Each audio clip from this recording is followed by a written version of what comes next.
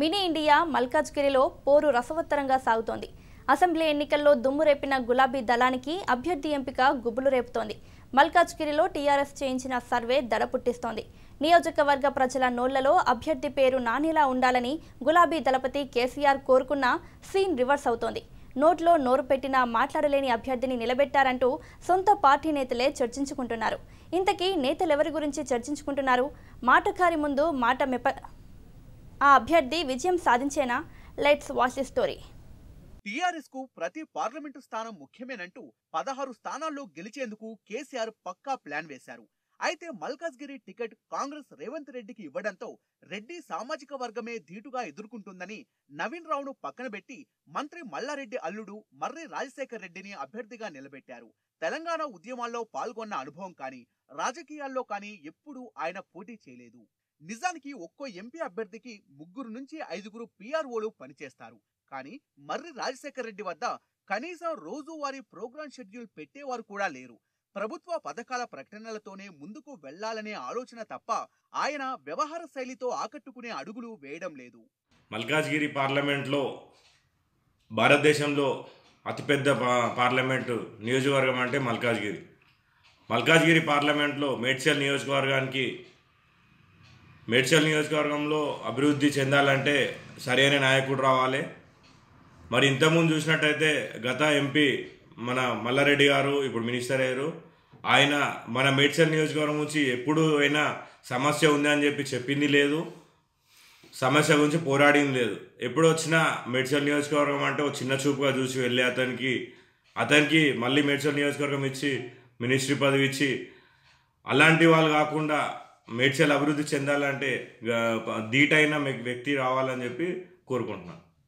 TRS high command ఆదేశాలతో MP MLA అభ్యర్థులు కలిసి ప్రచారం చేస్తున్న గులాబీ లీడర్లు మనస్ఫూర్తిగా కనిపించడం లేదని సర్వేలు చెబుతున్నాయి.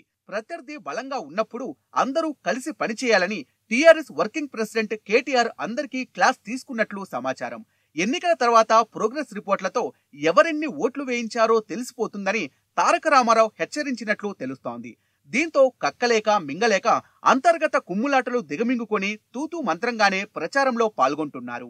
కార్మిక శాఖ మంత్రి మల్లారెడ్డి ఫ్యామిలీ ప్యాక్ మాట్లాడుకుని తమని ఎక్కడ దూరం పెడతాడో అనే భయం ఎమ్మెల్సీలకు పట్టుకుంది. మల్లారెడ్డి కంటే ముందు నుంచి పార్టీలో పనిచేస్తున్నా ఒక్కసారి కూడా ఎమ్మెల్యే కాకుండానే మంత్రి పదవి రావడం, అల్లుడికి ఎంపీ ఇవ్వడం, రేపు రాబోయే రోజుల్లో మేడ్చల్ మల్కాజ్గిరి జెడ్పీ చైర్మన్ గా బావుమర్ది శ్రీనివాసరెడ్డిని రంగంలోకి దించే ప్రయత్నాలు చేస్తున్నారని టీఆర్ఎస్ నాయకుల్లో వ్యతిరేకత మొదలైంది. అసలు ఎంపీగా మల్లారెడ్డి ఏం చేశారో చెప్పకుండానే అల్లుడిని నిలబెట్టారని పలువురు విమర్శిస్తున్నారు. మల్కాజ్గిరి పార్లమెంట్లో భారతదేశంలోనే అతిపెద్ద పార్లమెంట్ నియోజకవర్గం అంటే మల్కాజ్గిరి పార్లమెంట్లో మా యొక్క మేడ్చల్ నియోజకవర్గానికి ఇన్ని రోజులున్న ఎంపీలు ఇన్ని సమస్యలు ఉన్నా కానీ పట్టించుకోకుండా వాళ్ళంతా వాళ్ళు వచ్చి ఏదో వాళ్ళ కాలం గడుపుకొని వెళ్ళిన వాళ్ళు ఉన్నారు. మేడ్చల్ నియోజకవర్గానికి వచ్చేసరికి ముఖ్యంగా మేడ్చల్ జిల్లా కేంద్రం అయింది, కానీ మేడ్చల్లో ఒక డిగ్రీ కళాశాల లేదు, ఒక పెద్ద ప్రభుత్వ ఆసుపత్రి లేదు, ఒక మంచి స్కూల్ అంటే ఒక గురుకుల పాఠశాల అంటే పిల్లలు చదువుకుంటే KG to PG అన్న మన ముఖ్యమంత్రి గారు ఇంతవరకు దాన్ని ఊసేత్తకుండా మేడ్చల్లో లేకుండా చేయడం జరిగింది. ఇకపై వచ్చే ఎంపీ అయిన మేడ్చల్ నియోజకవర్గానికి భారతదేశంలో అతిపెద్ద స్థానమైన మల్కాజ్గిరి పార్లమెంట్లో మేడ్చల్ నియోజకవర్గాన్ని ఒక స్థాయిలో చూపించాలని చెప్పి కోరుకుంటున్నాను. మినీ దేశంలో అన్ని వర్గాల ప్రజలు మల్కాజ్గిరిలో ఉన్నారు. దేశంలోనే పెద్ద నియోజకవర్గమైన ఇలాంటి హాట్ జోన్లో అభ్యర్థి మర్రి విద్యావేత్తలను, మేధావులను, ప్రైవేటు ఉద్యోగులను, యువతను ఆకర్షించలేకపోతున్నారు. అలాగే ప్రత్యర్థి పార్టీ అయిన బీజేపీకి విద్యావేత్తలు మద్దతు తెలుపుతున్నారు. కమలదళం మద్దతుతోనే గత ఎన్నికల్లో పార్లమెంటు సభ్యుడిగా మల్లారెడ్డి గెలుపొందారని పలువురు గుర్తు చేస్తున్నారు. గౌడవెల్లి గ్రామంలో ఎటువంటి అభివృద్ధి చెందలేదు. మాకు ఎంపీ ఫండ్స్ వచ్చాయో మాకు తెలీదు, కానీ మా దగ్గర ఉన్నటువంటి లీడర్లు మాత్రం అసలు ఏం అభివృద్ధి చేయలేదు. ఎందుకంటే మా దగ్గర గవర్నమెంట్ హాస్పిటల్ లేదు, లైబ్రరీ లేదు, కానీ ప్రతి ఒక్కరి దగ్గర ఇంటింటికి వసూలు చేశారు పన్నులు. లైబ్రరీ పన్ను అని చెప్పి, హాస్పిటల్ పన్ను అని చెప్పి ప్రతి ఒక్కటి వసూలు చేశారు. రోడ్లు ఎక్కడ కూడా సరిగ్గా లేకుండేవి. ఎలాగంటే ఒక బస్సు వస్తే ఇంకో బస్సు వెళ్ళడానికి లేదు, ఒక ఆటో వస్తే ఇంకో ఆటో వెళ్ళడానికి లేకున్నటువంటి రోడ్డు ఉంది. ఆ రోడ్లు కూడా సరిగ్గా వేయలేదు. మా లోకల్ లీడర్లు మాత్రం మా గ్రామంకి ఎలాంటి అభివృద్ధి చేయలేదు. అదే టీఆర్ఎస్ కార్యకర్తలు ఎలాంటి నాయకులు ఎలాంటి అభివృద్ధి చేయలేదు. అందుకని ఈసారి మాత్రం మీ టీఆర్ఎస్ నాయకులు ఓటు అడగడానికి వస్తే మీ టీఆర్ఎస్కి ఓటు వేసేదే లేదు.